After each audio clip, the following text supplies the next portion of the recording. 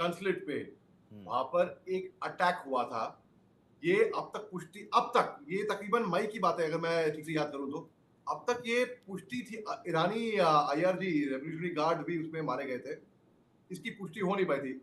तो ये हम स्पेकुलेशन हो रही थी कि ये शायद इसराइल ने हमला किया होगा। ईरान ने जोश में एक जवाबी कार्रवाई करी। ईरान ने डायरेक्ट अटैक किया इसराइल के ऊपर। अब वो हमला क्या इसराइल ने किया था, कोई पुष्टि नहीं हो पाई थी। इसराइल पे जो हमला हुआ था, जो इकोनॉमिकल जोन में हुआ था, जहां पे ज्यादा नुकसान भी नहीं हुआ था, वो हमला तो ये कंफर्म था, वो तो ईरान ने ही किया था। ठीक उसी तरीके से मोसाद की भी कोई पुष्टि हो नहीं पाई है, लेकिन उंगलियां उठ रही हैं मोसाद की तरफ, यानी कि इसराइल की तरफ। पुष्टि हो नहीं पाई है। लेबनान ने हमला किया इसराइल पे, तो ये 70 हवाई हमले हुए हैं, तबातोड़ हमले हुए हैं। जिस तरीके से देखिए, दो तरफ से अगर किसी को कोई चांटा मारेगा तो अपना दूसरा गाल नहीं दिखाएगा, वो भी रिएक्ट करेगा। कोई अगर जी। हाथ मरोड़ के बुलिंग करेगा तो हम्म। वापस उसको जवाब मिलेगा। ठीक है। तो ये श्रद्धेंदु बात भी सिर्फ जी, ठीक है सर, श्रद्धेंदु भी हमारे साथ जुड़े हुए हैं। श्रद्धेंदु जी, यहाँ तक तो है कि चलिए इजराइल और लेबनान या हिजबुल्लाह आमने सामने हैं। मिडिल ईस्ट की बात करें, ईरान कहाँ है, तुर्की कहाँ है? तुर्की ने तो चेतावनी भी दी थी कि ये युद्ध का ऐलान है, ये जंग का ऐलान है, जंग के संकेत हैं। लेकिन वो लोग क्या कर, उनका क्या रुख हो सकता है, ईरान का, तुर्की का, मिडिल ईस्ट का?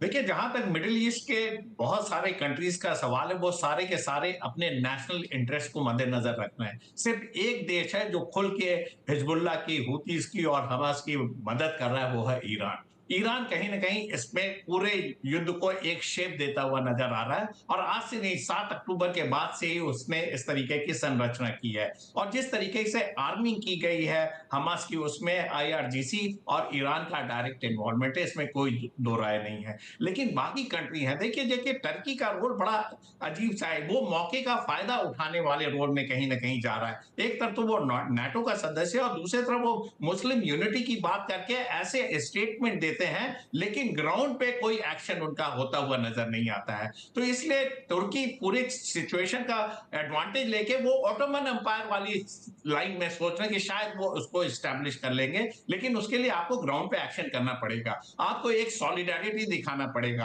आपका मुस्लिम वर्ल्ड में जो क्रेडिबिलिटी, आप कैसे उसको एनहांस करेंगे, इसके तरफ काम नहीं हो रहा है। वो स्टेटमेंट देते हैं और उसके बाद ग्राउंड पे कोई एक्शन तब्दील नहीं होता है, तो लिहाजा वो पेपर पे ही स्टेटमेंट रह जाता है। लेकिन जहां तक बाकी देश है, सरप्राइजिंगली, चाहे वो इजिप्ट हो, जॉर्डन हो, सऊदी अरबिया हो, हम्म। मासिर जो है वो देखिए फलस्तीन के साथ हैं। मासिस जो है वो हमास को कहीं ना कहीं चाह रहे हैं कि उनका कॉज जो फलस्तीन का वो मेटरलाइज हो।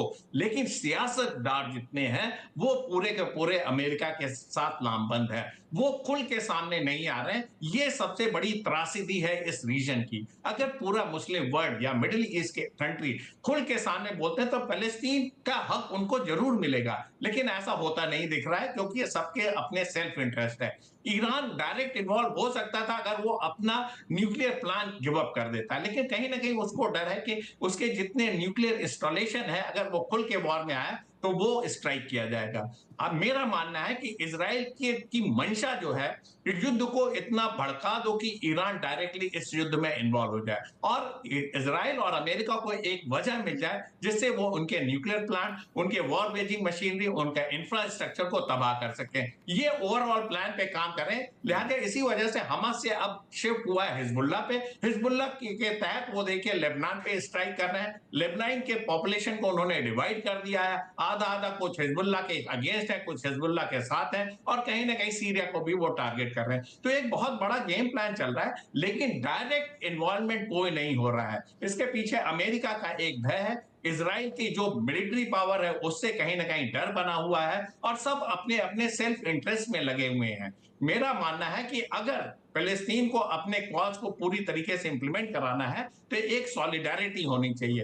हो क्या रहा है आज की डेट में, वर्ल्ड में डिप्लोमेसी और डायलॉग फेल हो रखे हैं, इंटरनेशनल ऑर्गेनाइजेशन डिफंक्ट है, किसी भी तरीके का प्रेशर काम नहीं कर रहा है। एक प्रेशर जो वर्ल्ड में काम करता है अमेरिका का, वो वॉरिंग फैक्शन के साथ है, वो इसराइल के साथ खड़ा हुआ है, लिहाजा युद्ध का अंत नहीं हो रहा है। अगर किसी भी तरीके से एक प्रेशर बनता है सीज फायर करने के लिए, तो नेतन्याहू साहब सीज फायर नहीं होने देंगे। वजह उसकी है कि जब सीज फायर होगा तो आपको गाजा पट्टी का एडमिनिस्ट्रेशन या तो हमास को देना पड़ेगा या पैलेस्टीनियंस को देना पड़ेगा या पीएलओ या मोहम्मद अब्बास साहब है उनको देना पड़ेगा। ये चीजें उनको मान्य नहीं है। बहुत मुश्किल से उन्होंने गाजा पट्टी पे कंट्रोल किया है। अब आईडीएफ ही वहां पे रहेगा। मैं जो आपका फिलाडेल्फिया कॉरिडोर है उस पे भी आईडीएफ के लोग कंट्रोल करेंगे। तो इस तरीके से हमास को पूरी तरीके से सीज किया है, जी। लेकिन हिजबुल्लाह पे ये चीजें लागू नहीं होती। हिजबुल्लाह की जो सप्लाई लाइन है वो खुली हुई है, सीरिया से खुली, लेबनान से खुली, इराक इराक का जो नॉर्दर्न इराक है जिसकी बॉर्डर उससे लगता है वो खुला हुआ, और ये जो सप्लाई चेन जो उनका लिंक खुला हुआ है ठीक है। इससे हिजबुल्लाह का तो एग्जिस्टेंस क्या बना तो रहेगा। क्या वो गाहे बागा है, ठीक है सर। इसराइल पे तो स्ट्राइक करता रहेगा। जी। लिहाजा इस तरीके की युद्ध की परिस्थिति बनी रहेगी, और मेरा मानना है कि अभी ये सिचुएशन सीज फायर का नहीं है, डायरेक्ट इन्वॉल्वमेंट बाकी मिडिल ईस्ट के कंट्रीज का नहीं होता दिख रहा है। ये युद्ध इसी तरीके से चलता रहेगा। स्टेटमेंट आएंगे, कुछ हिजबुल्लाह के रॉकेट फायर होंगे, इजराइल का ऑपरेशन चलेगा, और ये गुरिल्ला वॉर स्थिति जो बनी जिसे रहेगी कहते हैं, जब तक कि प्रॉक्सी अमेरिका वॉर, के इलेक्शन नहीं हो है जाते। ना? गुरिल्ला वॉर जिसे कहते हैं, या छिप कर वार करना फिर भाग जाना। लेकिन इसका अंत क्या और इसका मकसद क्या? मोहम्मद अली शाह साहब, इजराइल चाहता क्या है? जैसा कि श्रद्धेंदु जी कह रहे हैं कि ईरान से डायरेक्ट अटैक हो, ईरान को उकसा रहा है, तो इसमें इजराइल का क्या इंटरेस्ट है? और क्या वाकई ऐसी स्थिति आ सकती है कि इजराइल वर्सेस ईरान, या फिर Israel versus complete middle east हो सकता है, या मिडिल ईस्ट बढ़ जाएगा आपस में ही इजराइल के साथ युद्ध को लेकर? जी, ब्रिगेडियर शरदंदू साहब की बात से मैं 100% सहमत हूँ। बिल्कुल, उन्होंने बहुत ही सटीक एनालिसिस दिया है। देखिए, बात ऐसी है कि इज़राइल जो है, अगर ज्योग्राफिकली देखें, घिरा हुआ है जो सारे मुसलमान मुल्क से, गल्फ कंट्री से, लेकिन फिर भी वो निडर है। वो क्योंकि छोटा-सा मुल्क है, टेक्नोलॉजी में इतना बड़ा है, और यहूदी जो हैं, आप देखिए, अगर आप गौर करेंगे, वर्ल्ड वॉर 2 के बाद नाज़ी जर्मनी में हिटलर ने इनको बिल्कुल बहुत तरपा-तरपा के मारा था, बदकिस्मती से। ये राख से उठकर आए, खाक से उठ के आए, और ये छोटा-सा मुल्क काफ़ी ताकतवर बन गए, और ये टेक्नोलॉजी में बहुत आगे अव्वल दर्जे पे है ये, मैं कहूँगा। हम्म। अमेरिका का हाथ है इज़राइल के ऊपर, अमेरिका का हाथ बना रहेगा तो फिर ये और ताकतवर होते रहेंगे। अगर अमेरिका का हाथ ना भी होगा तब भी शायद इनमें इतना दमखम है, इतनी ताकत है, तब भी शायद ये अपना दमखम दिखा पाएँ। अब अरब मुल्क जो हैं, जो गल्फ कंट्रीज़ हैं, जो मुसलमान राष्ट्र हैं, जो उसके जी। घिरे हुए हैं, वो भी एक पेज पे नहीं है। उनमें को भी कोई खास यूनिटी ऐसी है नहीं कि अगर एक मुल्क हुआ तो ये हम सब जुड़ जाएँगे। OIC, organisation of Islamic countries जो हैं, वो भी एक मुल्क पे नहीं है। अभी हाल ही में कुछ टाइम 2-1 महीने पहले की बात है, मिस्र में एक मीटिंग हुई थी। ये 2 भागों में हुई थी, 2